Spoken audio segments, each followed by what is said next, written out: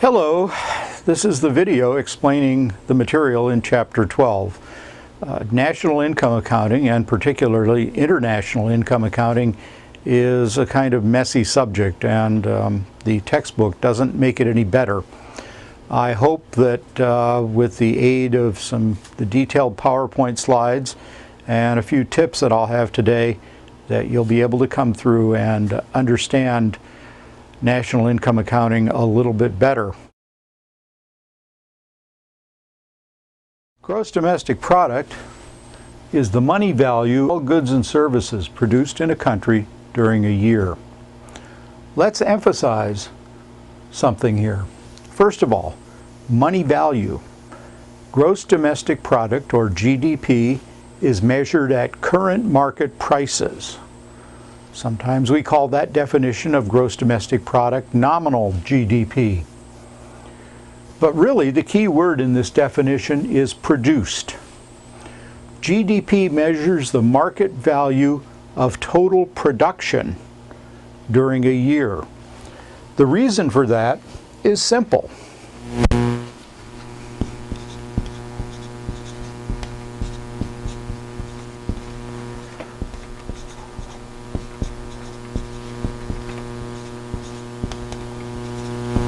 Production creates income. Most of us work for a living.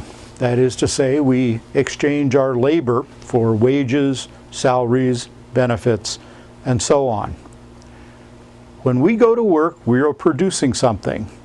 In this class, I'm producing students who know more about global economics than they did when they started out. It's the act of production that earns me my income. The same is true for each of you.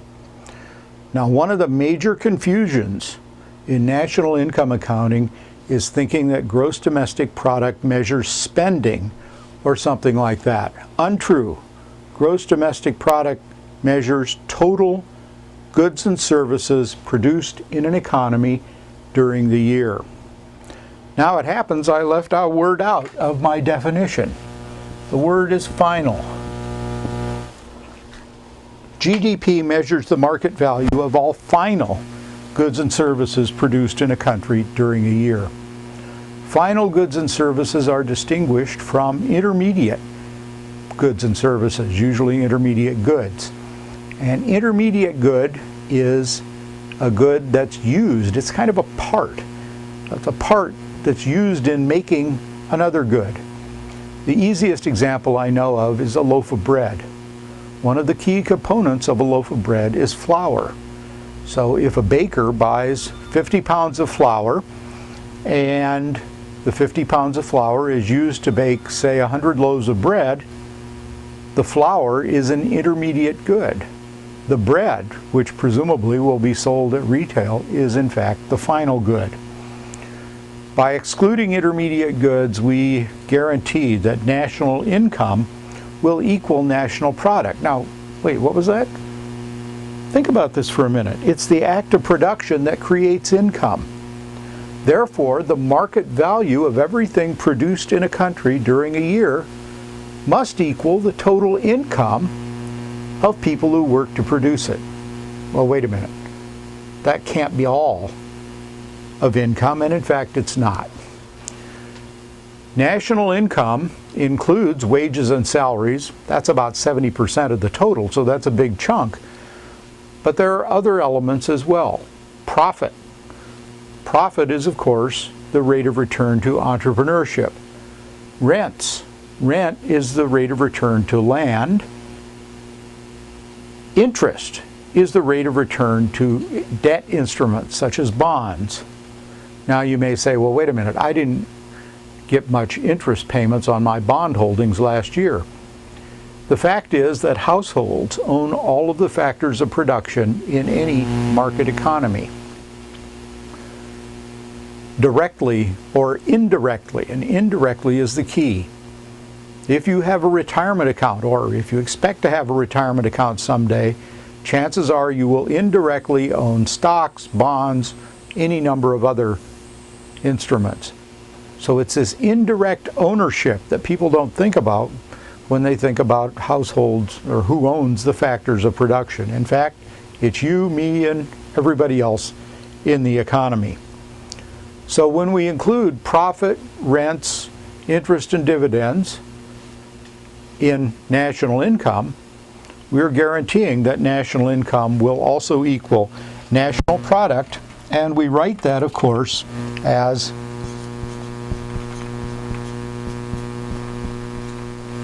GDP equals Y. GDP is, of course, gross domestic product. We use Y to stand for either gross domestic product or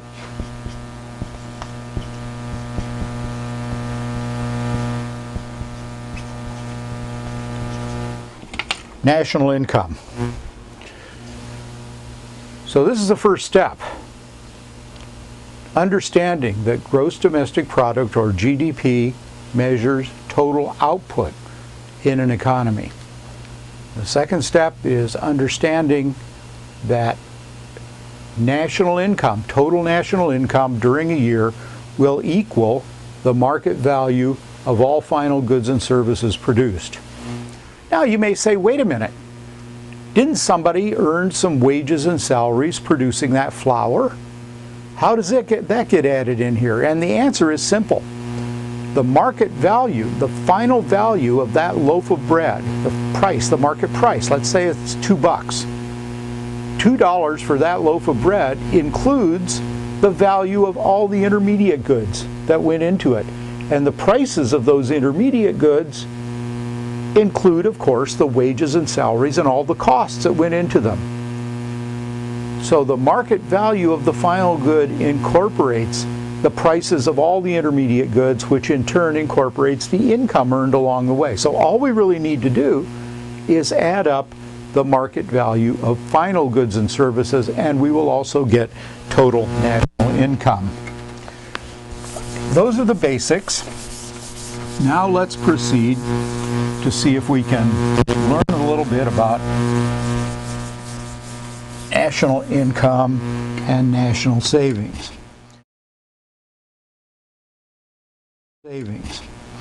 When we add up GDP, we usually see an equation that looks something like this. When we add up GDP, you'll often hear people say, well, look at this. We're adding up spending, consumption, plus investment, plus government. That's all spending. But in point of fact, GDP still measures production, not spending. We need to ask ourselves, what goes into production that is not part of spending? And to make the correction from spending to production, we need to add 3 correcting factors. We'll cover those in just a minute.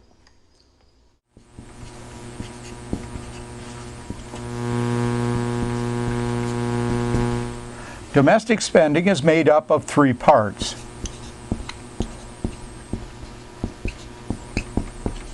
Consumption, which is of course C. What I will call business fixed investment. So we know what consumption spending is. That's what we do when we buy groceries, when we go out to dinner. Anything that you spend part of your income on is counted as consumption spending. Government purchases, we know what that is. After all, I work for the government, the state of California, and when the state of California pays my monthly salary, which I hope they will at the end of this month, there is an issue about that, of course, that counts as part of G, government purchases. Business fixed investment is in the middle. Now remember, when we talk about investment in the rest of this class, we are talking about businesses either putting up buildings, office buildings, factories, or even housing, or we're talking about businesses acquiring equipment, durable equipment to put in there. It turns out that the somewhat arbitrary cutoff that determines whether something is an intermediate good or an investment good is 1 year. If it's expected to last longer than 1 year, then it counts as investment. Less than 1 year, and technically you're supposed to count it as an intermediate good. Business fixed investment is not the same, however, as total investment. Total investment includes one factor that is not in business fixed investment, which is the net change in business inventories. Now, what's the big deal, you may say? The big deal is this. Let's consider what happens if domestic spending isn't equal to domestic production. What happens, for instance, if, let's say a shoe manufacturer produces 5,000 pairs of shoes in a year, but people only buy 4,500 pairs of shoes. That difference, 5,000 minus 4,500, ends up in inventories. Now you notice what's happened here. Production, 5,000 shoes per year, has exceeded spending, 4,500 shoes per year, and the 500 difference is an increase in the shoemaker's inventories. Okay, let's see now. What we've determined here is that production minus spending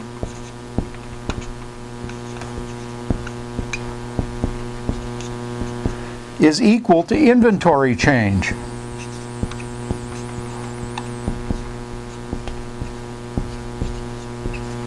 So why don't we just rewrite that and say, okay, production equals spending plus inventory change.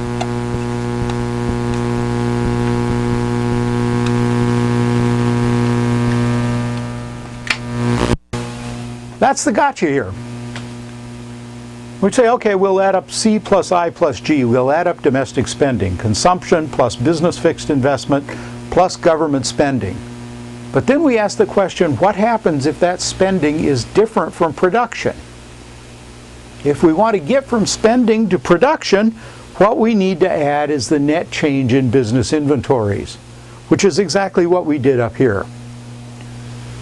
Now what we have actually is domestic production of goods and services produced for domestic consumers. There's only one problem. That's not total domestic production. There are two other things that go on. First of all, there are products that are produced in the country but not sold in the country. We call those exports. We want to add exports to account for the production in the country that is not included in domestic spending. It's sold somewhere else. It's included in their spending, not ours. So that's why we add E. By the same token, parts of consumption and business fixed investment and government purchases, for that matter, are products that are not produced in the U.S. Now, this is not a homework assignment, so don't take this seriously, but let's suppose that you go out this weekend and buy a BMW. Again, not an assignment, just an example. If you buy a BMW, wait a minute, that was made in Germany. We don't want, your purchase of the BMW will be included in domestic consumption, but we don't want it included in domestic production. So we've got to subtract imports, because those are products that are included somewhere in total domestic spending, but are not part of domestic production. So here's the deal. We start out with total domestic spending, consumption plus business fixed investment plus government purchases. We then add three correcting factors.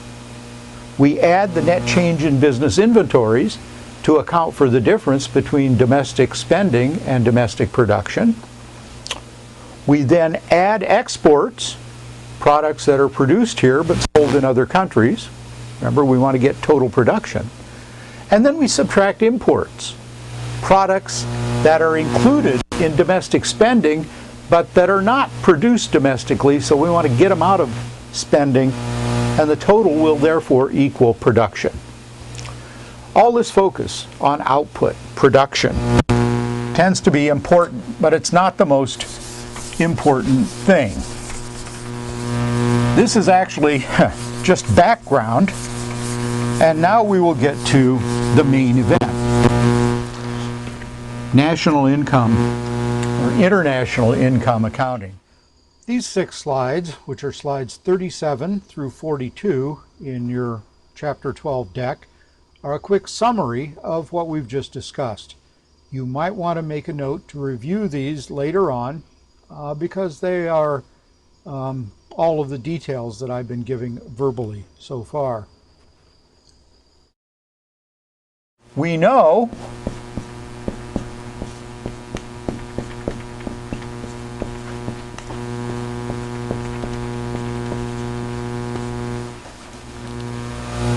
okay, and we also know that households earn all of income.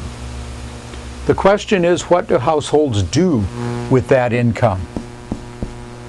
They have 3 choices. Well, they actually only have 2 choices. The third one, they can't choose. Households can spend part of their income on consumption.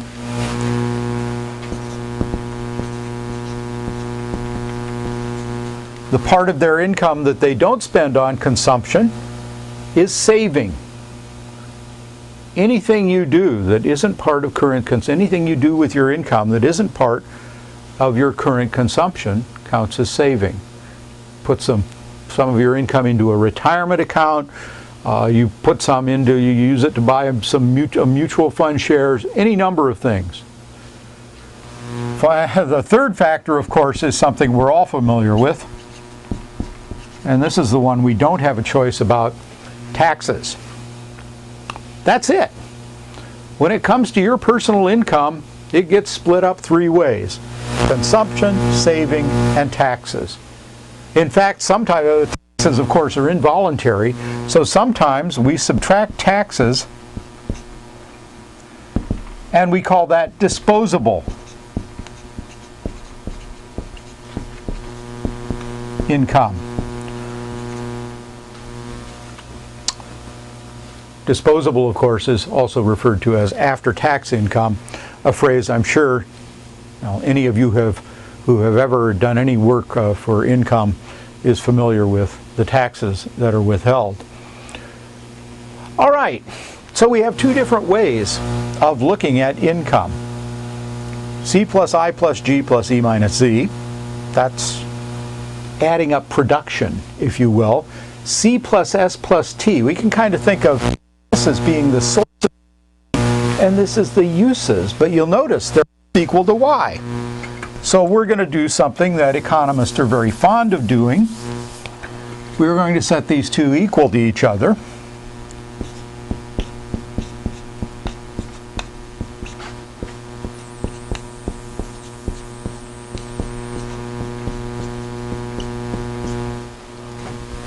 And let's see what progress we can make from here. And the first thing we notice, of course, is that consumption is on both sides of the equation.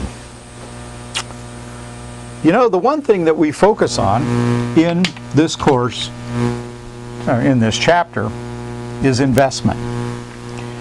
And we can easily rewrite this equation with investment on the left. All we got to do is subtract all this stuff and we will get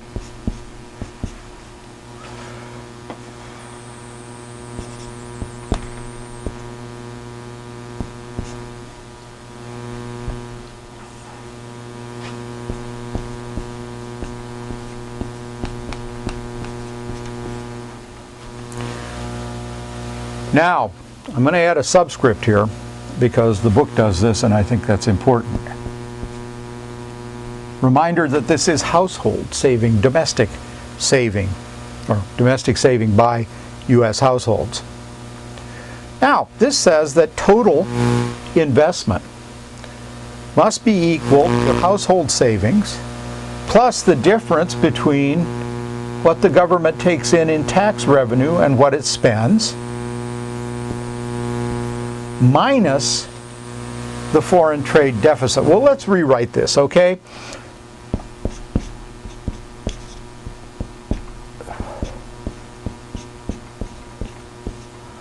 Recognizing that when you have a minus sign here, you can just reverse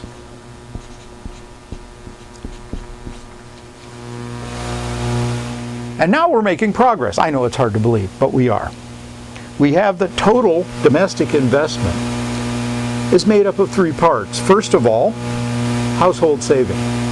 Second of all, the difference between government taxes and government spending. We'll come back to that in just a minute, but let's just say that if government takes in more tax revenue than they spend, that excess tax revenue will be a contribution to the domestic saving stream. In fact, we sometimes call this SG.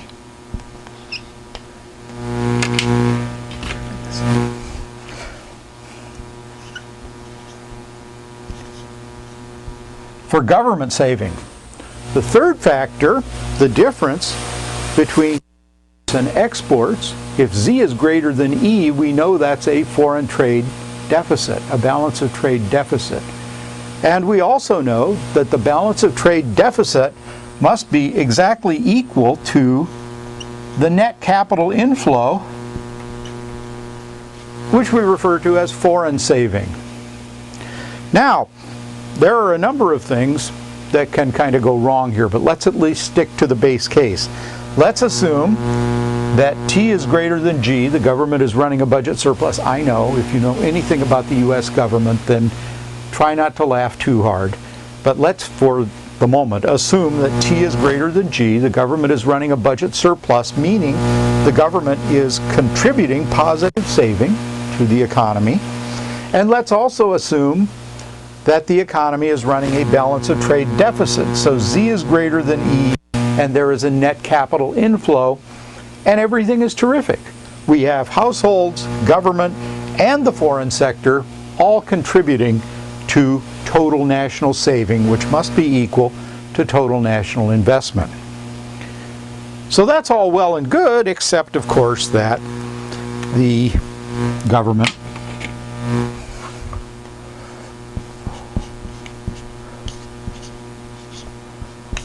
doesn't always run a budget surplus. In fact, they hardly ever have.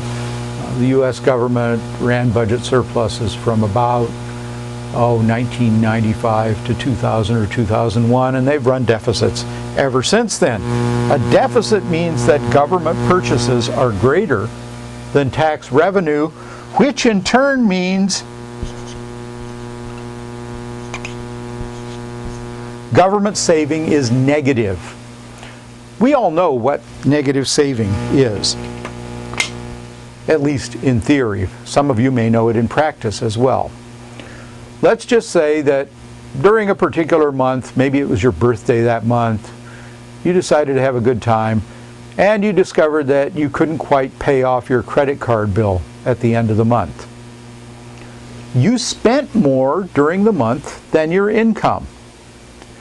And the balance that's left on your credit card is the net increase in your debt for the month. Government works the same way. When they spend more than their tax revenue, which is their income, they cover the difference by borrowing.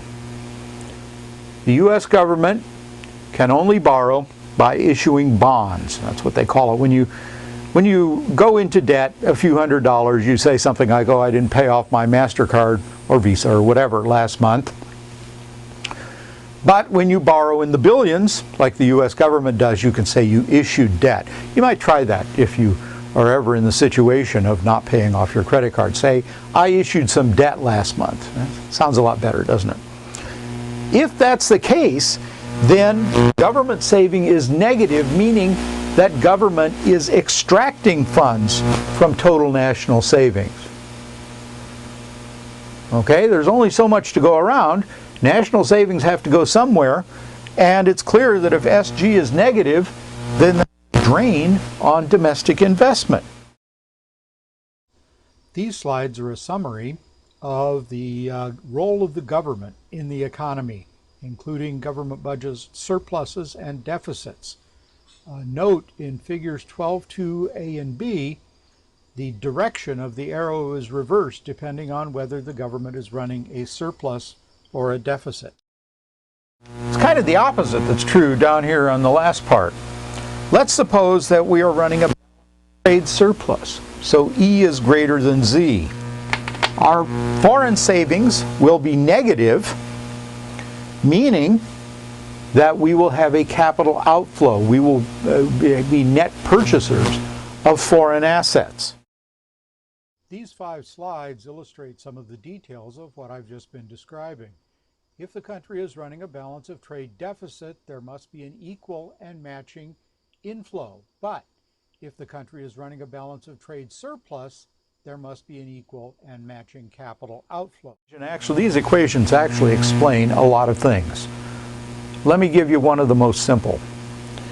If you read the business section of the newspaper at all, then you've undoubtedly read articles about how U.S. citizens don't save very much. Oh, you know, we only save 2% or 5% of our income. That's been true for, I don't know, ever since I've been studying economics pretty much. And economists are constantly trying to come up with ways to encourage U.S. citizens, or at least people who pay taxes in the U.S., to save more.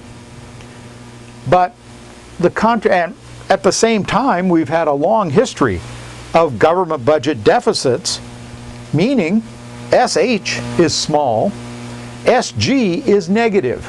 Yet, for the last 20 or 30 years, the U.S. investment, and remember that's putting up buildings, buying machines to put in the buildings, U.S. investment has grown very robustly, rapidly. Here's why. It's being financed by here. Foreigners looking for a productive place to park their assets, their savings, whatever you want to call them, have been purchasing U.S. securities, U.S. government securities. They've been doing foreign direct investment. I think Toyota now has something like 6 auto assembly lines in the U.S. That's foreign direct investment, and that's a hefty capital inflow. And basically, foreigners have recognized that the U.S. market is a good place to do business. It's a good place for them to put their savings, and you know, what can they be sure of? Well, they can be sure the government isn't going to come along and confiscate the auto assembly plant, let's say, that they put up. The government is not going to do that. And they can be reasonably sure that they'll be treated fairly.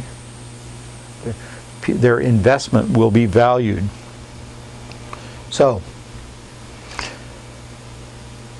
I think this is the basics. I hope this video has been helpful.